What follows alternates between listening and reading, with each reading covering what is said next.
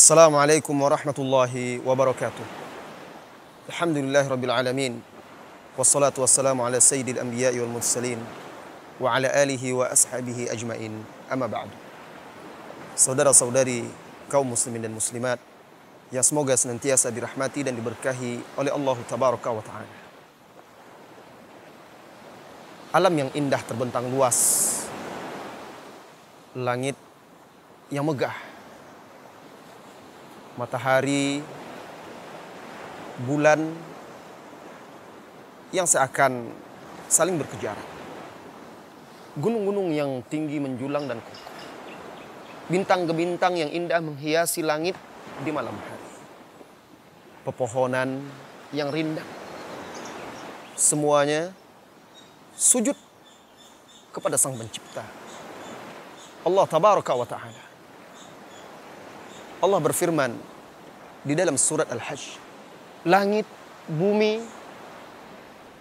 dan makhluk yang mengisinya, matahari, bulan, bintang, gunung-gunung dan pepohonan, serta banyak manusia sujud mentauhidkan Allah. Dan juga banyak dari manusia itu yang berhak mendapatkan azab. Ayat ini menjelaskan kepada kita tentang sujudnya makhluk. Ayat ini menjelaskan kepada kita semua sebab izzah, kemuliaan makhluk itu, yaitu dengan mentauhidkan Allah tabaraka wa ta'ala, memurnikan ibadah untuknya semata yang dia terjemahkan dalam ketundukan, kepatuhan yang penuh dengan kehinaan di hadapan Allah tabaraka wa ta'ala. Ayat yang mulia ini, wahai saudara-saudari kaum muslimin dan muslimat, menjelaskan kepada kita sebab yang menjadikan makhluk itu menjadi mulia, yaitu ketika dia mentauhidkan Rabbnya tabaraka wa ta'ala, memurnikan peribadatan, tunduk sujud kepadanya semata dengan menghinakan diri di hadapannya, penuh pengharapan dan rasa takut. Sebaliknya, tidak ada lagi yang lebih menghinakan serta menjatuhkan derajat makhluk itu di hadapan Allah tabaraka wa ta'ala, melainkan keengganannya untuk sujud kepada Allah, atau karena dia menyekutukan Allah dengan makhluk-makhluknya. Sehingga langit, bumi, matahari, bulan, bintang, hewan, semuanya lebih mulia daripada manusia ini ketika manusia enggan sujud dan mensekutukan Allah tabaraka wa ta'ala. Perhatikan, buka hati sebelum membuka mata dan telinga.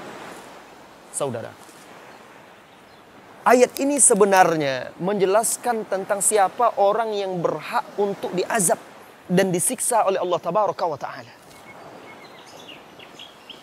Setelah Allah jelaskan sujudnya makhluk-makhluk kepada Allah tabaraka wa ta'ala, Allah katakan bahwa banyak manusia itu yang berhak untuk diazab.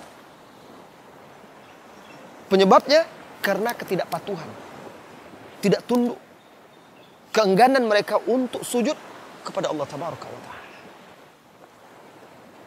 Kemudian perhatikan pula ketika Allah mengungkapkan wa may yuhinillahu fama lahu min mukrim, dan barang siapa yang Allah hinakan, siapa yang akan memuliakannya? Allah tidak katakan barang siapa yang Allah azab, tetapi Allah hinakan. Kenapa?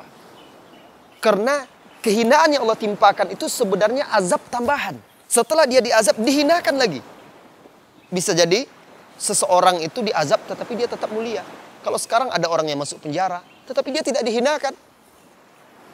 Ini diazab, disiksa oleh Allah tabaraka wa ta'ala, dan juga dihinakan oleh Allah tabaraka wa ta'ala. Saudara-saudari kaum muslimin dan muslimat, syirik, keengganan sujud kepada Allah tabaraka wa ta'ala, menjadikan tandingan-tandingan bagi Allah dari makhluk-makhluk yang diciptakannya, merupakan sebab yang paling menghinakan dan merendahkan manusia. Selain itu ada sebab-sebab yang lain yang bisa merendahkan dan menghinakan manusia. Walaupun derajatnya di bawah kesyirikan, tetapi fenomena kehinaan yang menimpa manusia disebabkan yang satu ini juga tidak kalah banyaknya, yaitu kehinaan yang disebabkan oleh maksiat. Bisa jadi seseorang itu sekalipun manusia mengagungkannya, manusia memuliakannya, tetapi karena maksiatnya kepada Allah Tabaraka wa Ta'ala, dia adalah orang yang paling hina di hati manusia itu. Cobalah wahai saudara.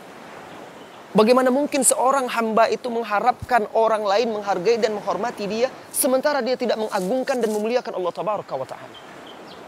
Bagaimana dia mengharapkan orang mencintai dia, sementara dia tidak mencintai Allah?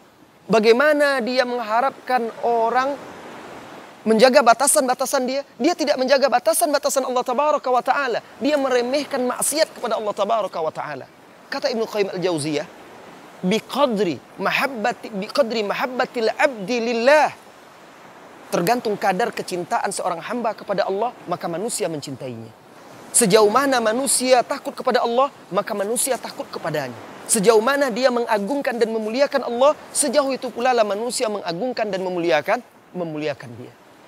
Lalu Ibnu Qayyim di dalam kitab Al-Jawabul Kafi menjelaskan, barang siapa yang dihinakan oleh Allah, maka siapa lagi yang akan bisa memuliakannya. Dan barang siapa yang dimuliakan oleh Allah, tidak seorang pun yang dapat menghinakan. Saudaraku, kaum muslimin dan muslimat, yang semoga senantiasa dirahmati dan diberkahi oleh Allah Tabaraka wa Ta'ala. Seorang mukmin yang bertauhid, tunduk dan patuh kepada Allah adalah orang yang paling mulia. Sekalipun orang-orang musyrikin, orang munafikin, orang kafir merendahkan dan menghinakan dia. Lihatlah ketika Allah Tabaraka wa Ta'ala membantah orang-orang munafikin. Tatkala mereka berkata, la in raja'na ilal madinati la yukhrijanna al-a'azzu minhal adzal. Apa kata orang-orang munafik? Nanti kalau kita sudah sampai ke Madinah, orang-orang yang paling mulia, maksudnya orang-orang munafik. Kata mereka, mereka mengaku paling mulia, akan mengusir, mengeluarkan orang-orang yang hina. Menurut mereka yang hina di sini adalah Rasulullah dan kaum muslimin. Akan mereka keluarkan.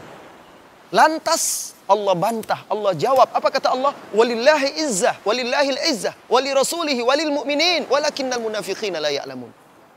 Hanya milik Allah lah kemuliaan itu, milik Rasulnya, milik orang-orang yang beriman. Tetapi orang-orang munafik itu tidak paham. Apa kata Ibnu Qayyim?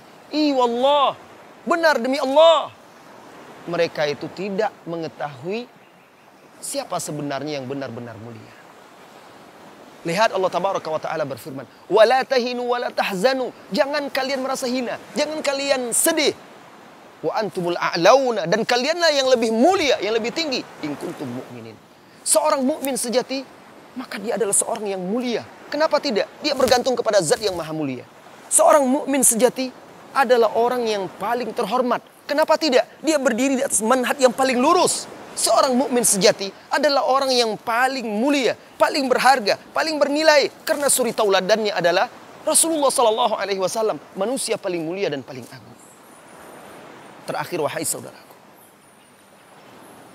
Ibnu Taimiyah rahimahullahu taala, Syekhul Islam Ibnu Taimiyah rahimahullahu taala menjelaskan tentang sebab kemuliaan, bahwa kemuliaan yang sesungguhnya itu adalah al-karamah fi luzumil istiqamah. Kemuliaan yang sesungguhnya adalah dengan menjaga keistiqomahan. Dan Allah tidak memberikan kepada hambanya kemuliaan yang lebih agung, yang lebih besar daripada tunduk, patuh, taat kepada Allah dan Rasulnya serta mencintai wali-walinya. Maka jangan sampai menjadi lebih hina daripada langit dan bumi. Jangan sampai lebih hina dari matahari dan bulan. Jangan lebih rendah daripada bintang-bintang. Jangan lebih rendah dari gunung, pohon. Bahkan jangan menjadi lebih rendah daripada binatang-binatang dan hewan. Mereka semuanya sujud kepada Allah Tabaraka wa Ta'ala. Buktikan tauhid kita. Buktikan penghambaan diri kita dengan memurnikan peribadatan. Hanya tunduk dan patuh kepada Allah Tabaraka wa Ta'ala. Dengan itu insya Allah Anda, saya, kita semua kaum muslimin mudah-mudahan diberikan oleh Allah Tabaraka wa Ta'ala kemuliaan di dunia serta kemuliaan di akhirat kelak, di kedudukan yang tinggi di surga. Wassallallahu wasallam ala nabiyyina Muhammad walhamdulillah rabbil alamin. Assalamualaikum warahmatullahi wabarakatuh.